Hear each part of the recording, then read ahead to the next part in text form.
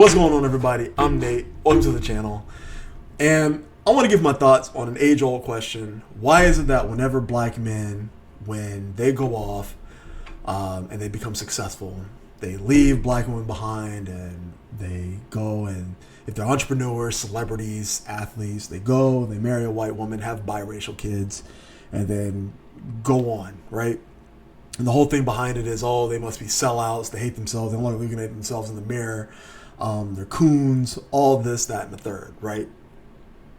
And why is it that black men just apparently hate themselves so much that they will go off and give their money to other races, other women, and stuff like that, and carry on? Why can't we just stick together? Why can't we be friends, right?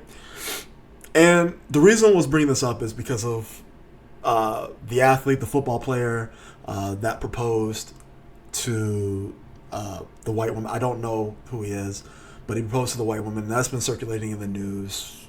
Usually anytime a famous black guy does something and it's with a white girl, it's going to become a large thing, right? It's going to get hate on some way, some shape or form. And I've always thought this was weird because it goes back, and nobody ever wants to hear this, but a lot of times it goes back to how the environment of what that young black boy was raised in. And nobody ever goes back and thinks that. And I'm not necessarily saying, oh, it's all black women's fault. They've done this, that, and the third, blah, blah, blah.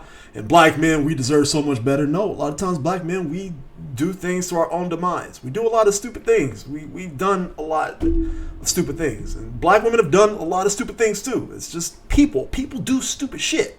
That's just how it goes. You know what I mean? But as far as why a lot of black men, they go off and they date other, races and stuff like that, it's because of a lot of times it's the environment they were first born into. People don't really think about the fact that with raising a child, what you do in front of a child, where you bring up that child, people around that child, the way how they act, kids are like sponges. They will absorb so much and then shape their viewpoints on the world, on what they want and what they don't want to do. It's kind of like if you go to a bad restaurant, right? You go to a restaurant, you're like, hey, you know what? I want to eat. I'm hungry. You go to a restaurant and the service is bad. There's, other food stains on the plate.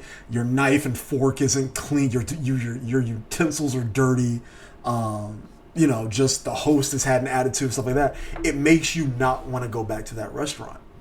A lot of situations, unfortunately, it's like that. It's because of a lot of black boys, they'll be brought up and they'll see things. They'll be like, oh, I don't want that. Why is this person acting like this? Why is this glorified? Why is this, that, and the third? I don't want to deal with that. And they'll go off and they'll have a relationship with someone else. Now, is that what happens all the time? No, that's not what happens. You could have a really amazing child as a black boy. You could have an amazing family. You can have an amazing mother as a black boy and then still branch off as you get older. But there's too many stories about black boys who have had situations with either their mother or black women in their family or whatever, to where they're just like, you know what? I don't want to deal with that. You got to think, whenever a boy's first love is his mother. A boy looks to his mother for love. And so a lot of times, depending on that mother's personality, how they conduct themselves, stuff like that, they'll always love their mother, but they'll absorb and be like, you know what? I don't know if whenever I start a family, if I want somebody like that. And people just don't seem to understand that kind of factor. And it's not just necessarily that. It's not always just the mother. It could be people, family members. Family members can help shape your political beliefs, your religious beliefs, how you feel about when it comes to all kinds of things.